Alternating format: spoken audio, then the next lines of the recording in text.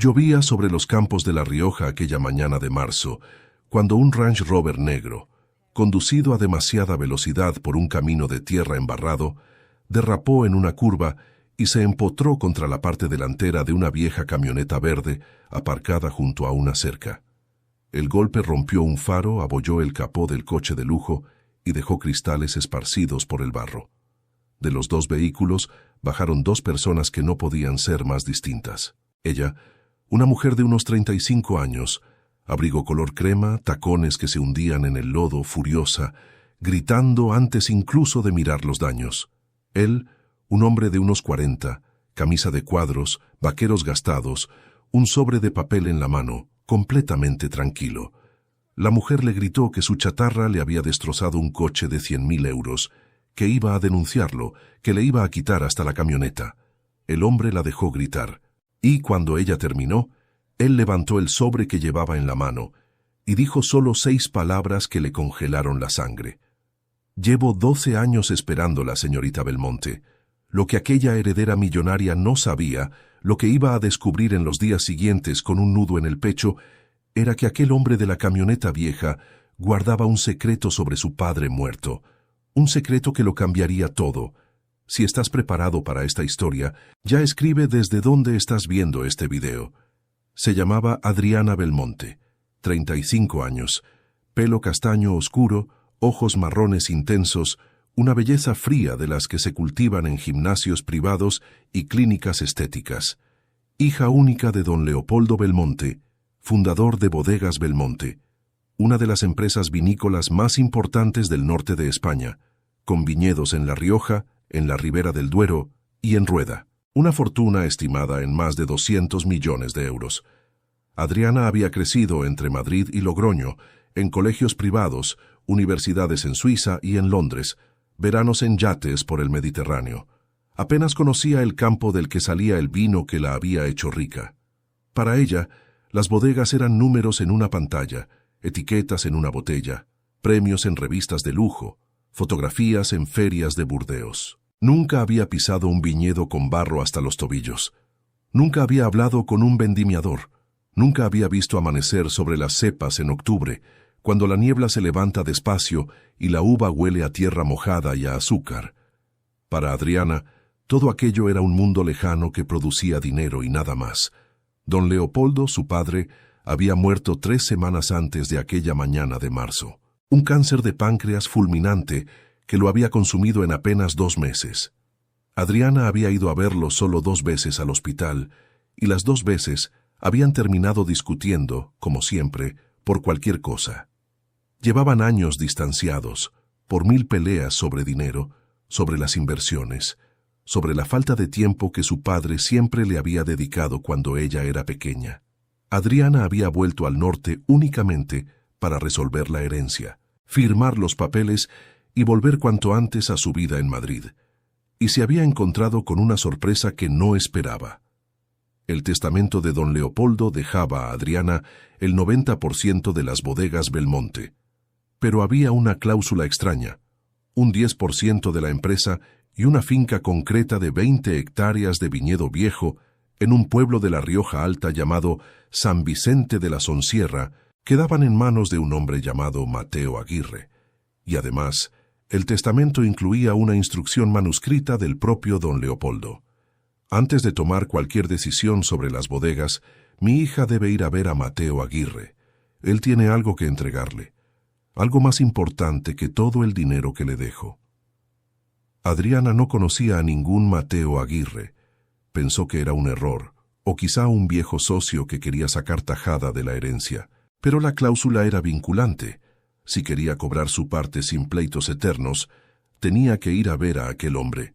Así que, aquella mañana lluviosa de marzo, Adriana programó el GPS hacia San Vicente de la Sonsierra, se subió a su Range Rover y condujo malhumorada por los caminos embarrados de La Rioja Alta, maldiciendo cada bache, cada charco, cada kilómetro de aquel campo que tanto detestaba.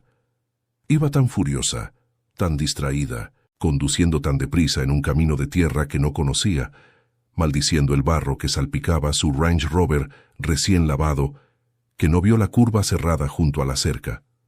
Frenó tarde, demasiado tarde. El coche derrapó sobre el barro resbaladizo. Las ruedas perdieron el agarre y se empotró con un golpe seco contra la parte delantera de una vieja camioneta verde, una Ford de los años 70, oxidada y cubierta de barro, aparcada junto al portón de una finca de viñedos. El ruido del impacto resonó en el silencio del campo. Cristales rotos cayeron al lodo y, durante un instante, todo quedó en silencio, solo roto por el repiqueteo de la lluvia sobre los capós abollados. Del portón de la finca salió un hombre, 42 años, pelo castaño revuelto, barba de varios días, ojos verdes serenos, camisa de cuadros azul, vaqueros manchados de la tierra del viñedo, botas de trabajo. Tenía las manos encallecidas de quien lleva toda la vida podando cepas. Caminó despacio hacia los dos vehículos accidentados, miró los daños y no se alteró lo más mínimo. Se llamaba Mateo Aguirre. Era el capataz, el enólogo y el alma de aquella finca de 20 hectáreas de viñedo viejo que don Leopoldo había dejado en su testamento. Llevaba 12 años trabajando aquellas cepas centenarias, conociéndolas una por una, como quien conoce a viejos amigos, y aunque Adriana no lo sabía todavía, había sido la persona más cercana a su padre durante los últimos años de su vida. Más cercana incluso que la propia hija. Adriana bajó del coche hecha una furia, ni siquiera miró al hombre. Miró el faro roto de su Range Rover, el capó abollado, los cristales en el barro, y empezó a gritar. ¿Pero usted está loco? ¿Quién aparca una chatarra oxidada en mitad de una curva? ¿Sabe cuánto cuesta este coche? 100.000 euros. 100.000. Le voy a denunciar. Le voy a quitar hasta la camioneta esa de mierda. ¿Me oye? Mateo la miró en silencio, no con rabia, con una calma profunda que desconcertaba, la calma de quien ha pasado años entre cepas aprendiendo que las prisas no sirven de nada y que la tierra tiene su propio tiempo. La dejó terminar de gritar, la dejó desahogarse, soltar toda su furia bajo la llovizna.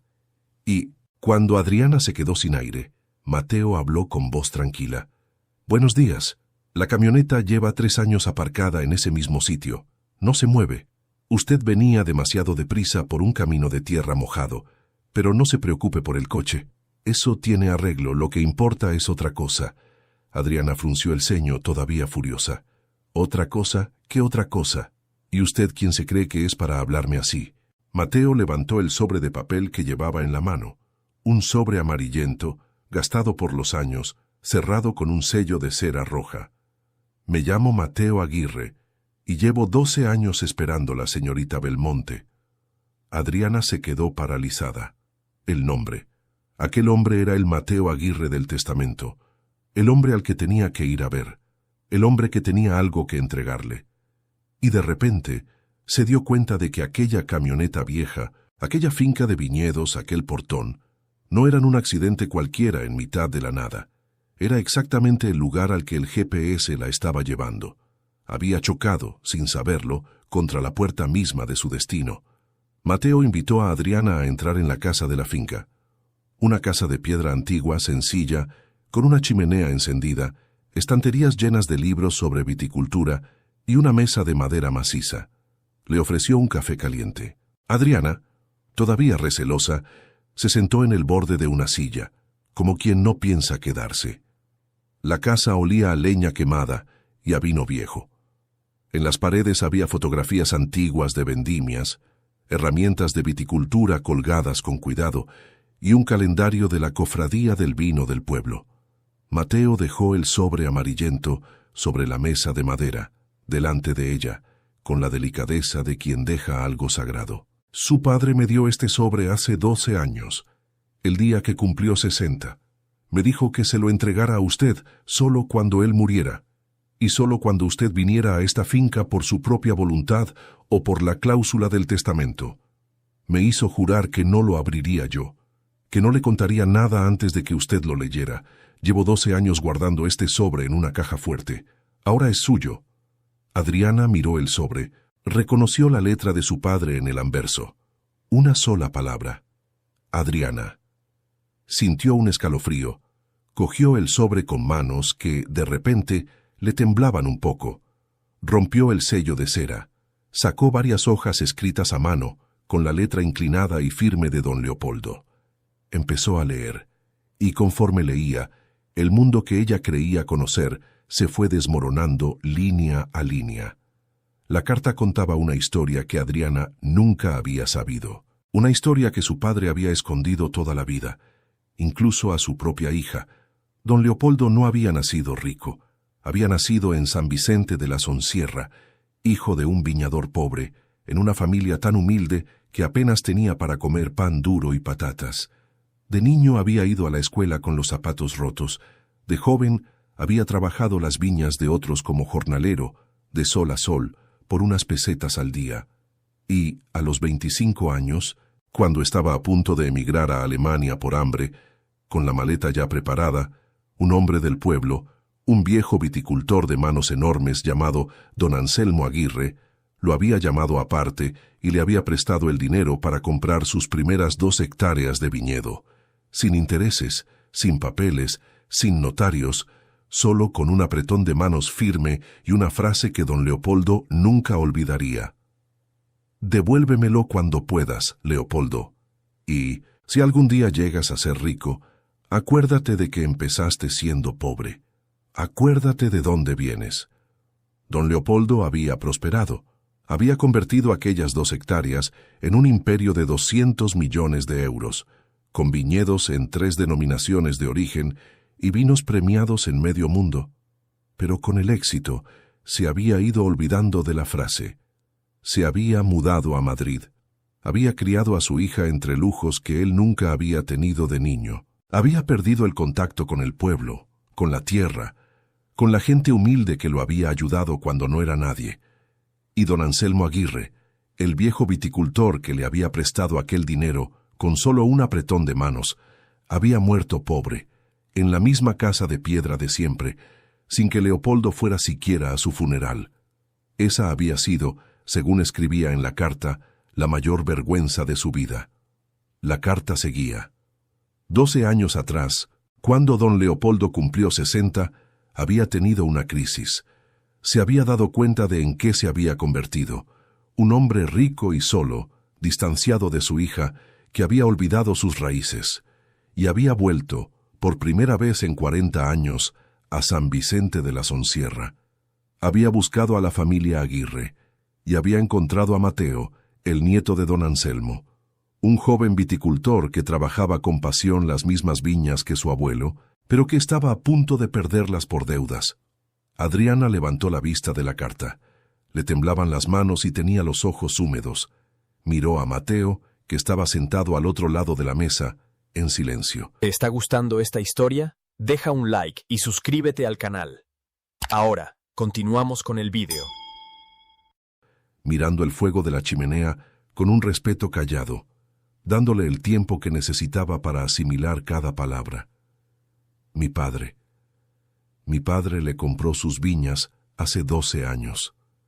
Mateo asintió despacio. No me las compró. Eso es lo que él quería que usted entendiera. Su padre vino aquí hace 12 años buscando a mi abuelo Anselmo para devolverle un dinero que le debía desde hacía 40 años. Pero mi abuelo ya había muerto. Así que su padre hizo otra cosa. Pagó todas mis deudas. Compró la finca para salvarla de los bancos, pero en lugar de quedársela, me la dejó a mí. Me puso de capataz, me pagó un sueldo y me hizo prometer una cosa: que cuidaría estas 20 hectáreas como las cuidó mi abuelo, y que cuando él muriera, le entregaría a usted la carta y le enseñaría algo. Adriana tragó saliva. ¿Enseñarme qué? Mateo se levantó, cogió una linterna, le hizo un gesto para que lo siguiera.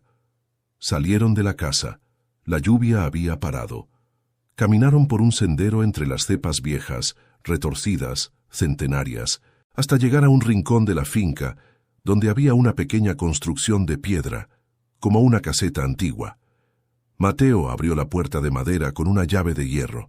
Dentro había una sala pequeña, limpia, con una sola cosa en el centro: una vieja prensa de uva de madera del siglo XIX, perfectamente conservada, y en la pared una fotografía enmarcada en blanco y negro. En ella, dos hombres jóvenes sonreían frente a aquella misma prensa. Uno era don Anselmo Aguirre, el otro era don Leopoldo Belmonte, con 25 años, vestido de jornalero, con las manos manchadas de mosto. Mateo señaló la prensa. Con esta prensa, su padre hizo su primer vino. Aquí mismo, hace 50 años, mi abuelo se la prestó. Esta es la cuna de todo el imperio Belmonte. Su padre la compró hace 12 años, la restauró y la guardó aquí, en secreto, porque decía que era lo único verdaderamente suyo, lo único que no había comprado con dinero, sino que le habían regalado con amor. Me pidió que se la enseñara a usted cuando muriera, para que usted entendiera de dónde venía, antes de decidir qué hacer con todo lo que le dejó. Adriana miró la fotografía de su padre joven, pobre, feliz, con las manos manchadas de mosto y una sonrisa que ella no recordaba haberle visto nunca en Madrid, y por primera vez desde su muerte, se echó a llorar de verdad. No por el dinero, no por la herencia, no por la culpa de las discusiones.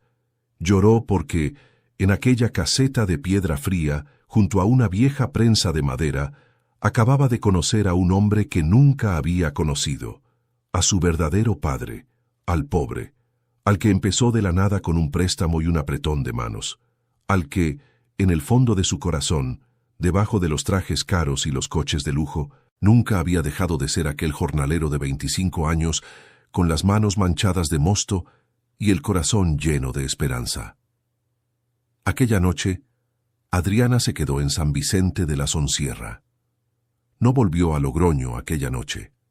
Durmió en una pequeña pensión del pueblo, una casa antigua regentada por una mujer mayor que la reconoció enseguida como la hija de don Leopoldo, y, antes de dormir, leyó la última hoja de la carta de su padre, la que no había terminado de leer en la casa de Mateo.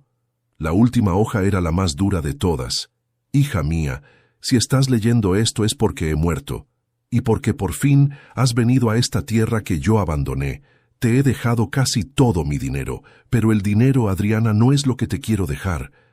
Lo que te quiero dejar es esta tierra, esta gente, esta verdad. Yo te fallé como padre. Estuve tan ocupado ganando dinero que no te vi crecer. Te di lujos en lugar de tiempo.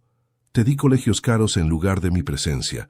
Y cuando me di cuenta ya eras una mujer adulta a la que apenas conocía y que apenas me conocía a mí. Esa es mi mayor pena. Más grande que cualquier cifra de cualquier cuenta. Mateo Aguirre es la única persona que de verdad me conoció en mis últimos años. Él me devolvió a mis raíces. Él me enseñó a podar una cepa otra vez. Él me sentó en su mesa a comer pan y queso como cuando yo era joven. No te dejo a Mateo como un socio, te lo dejo como un regalo, porque si tú aprendes de él la mitad de lo que yo aprendí, entonces serás más rica de lo que el dinero puede hacerte jamás. Y, hija, una última cosa, no vendas la finca de las Viñas Viejas. Esa finca no vale por su vino, vale por lo que significa. Es el lugar donde empezó todo. Es la única herencia verdadera que te dejo. Cuídala.